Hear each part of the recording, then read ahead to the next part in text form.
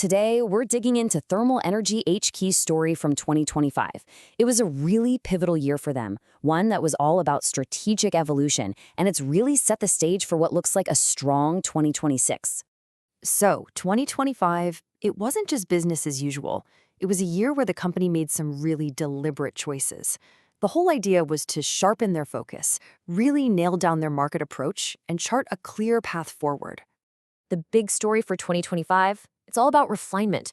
They made some key decisions to really double down on what they do best, and that's created this solid foundation for the growth they're looking at heading into 2026. Okay, so what does refinement actually mean for them? Well, it all started with a big shift in their product strategy. They made a proactive choice to lead with their strongest, most compelling solution. And you can see that evolution right here. It's a pretty clear shift. Before, you might have thought of the power panel as the main event, with the thermal tank as kind of an add-on. Now, that's completely flipped. The thermal tank is the star of the show, the core technology. The power panel is still absolutely crucial, mind you, but now it's one of several ways to power this central energy storage solution. And this wasn't some quiet, behind-the-scenes change. No way. They went all in, communicating this pivot to the market with a full rebrand. Everything, from the logo to the website, was updated to put that thermal tank right in the spotlight. It's all about making sure what you see on the outside perfectly reflects their focus on the inside. All right, so the thermal tank is now front and center. Let's really dig into what makes this thing tick. What makes it so special, the core of their entire value proposition. And this gets right to the heart of the innovation here. I mean, think about it. If you've ever been involved in a commercial building retrofit, you know what a nightmare it can be to get big, bulky equipment into these tight, existing mechanical rooms. It's a huge problem. So how do they get around it? The answer is, well, it's pretty genius, and it's all about modularity. Instead of one giant tank, it arrives in pieces that you can literally carry through a normal doorway. Then two people can put the whole thing together on site in under 15 minutes. It's just a fantastic example of turning a major logistical headache into a real competitive advantage. And this clever design is the foundation for a really strong value proposition. It really comes down to three things. First, it's just practical. It solves those tough installation and weight problems. Second, you've got great price performance, a competitive cost per kilowatt hour, which means real savings for the customer. And third, it's planet-friendly. We're talking a lower carbon footprint than steel, and it's 100% recyclable. It really checks all the boxes. Okay, a great strategy and a solid value prop are one thing, but the real question is it working? Is the market buying in?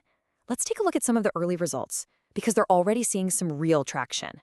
And the results are definitely compelling. Look at this. They've already got repeat business in California. And as you know, repeat business is one of the best signs that you've really found product market fit. We're talking about a pending order for 19 of these 700-gallon tanks just for Q1. That's significant. So let's dig into that California success story a little more. This was for a low-income housing project. Their problem? Old, rusting steel tanks that were just too complex and expensive. The thermal tank, on the other hand, fit right into a tight space, and get this, the client said it was the easiest commissioning they'd ever done. That's huge. And it's not a one-off. This single job has already led to proposals for more orders. And what's really interesting is that this success isn't just limited to one type of customer. This strategy is showing just how versatile it is. Take this example, a high-end resort in Puerto Rico. They were getting constant complaints about hot water from their old system. Now they're piloting a thermal tank solution to fix it. It just goes to show you the broad appeal of this product. So we've seen the market validation. The proof is there. The focus now is, okay, how do we build on this momentum? The outlook for 2026 isn't just wishful thinking. It's built on some very concrete, actionable steps. So here's the game plan for scaling up. First, they're expanding their footprint with new distribution partners in Canada and Puerto Rico. They're also getting in front of the right people by having a booth at the AHR Expo. That's the biggest HVAC trade show there is. And they're making it easier for customers to say yes. They've lined up a financing option through a third party and have also identified a really attractive federal tax incentive for manufacturers. It's a multi-pronged approach. But maybe the most exciting piece of the 2026 puzzle came directly from listening to the market. They were talking to a potential partner in the Caribbean, and they got this crystal clear feedback. The person said, essentially, look, your big tanks are great for our commercial clients, but what about homeowners? We need a smaller one. And the best part? They listened. That single piece of feedback directly sparked the creation of their new residential solution. We're talking a new line of 80 and 120-gallon tanks. It's a perfect example of being agile and responsive, and it just opened up a massive new market for them. So, to wrap this all up, the picture that emerges for Thermal Energy HQ is one of real clarity and positive momentum.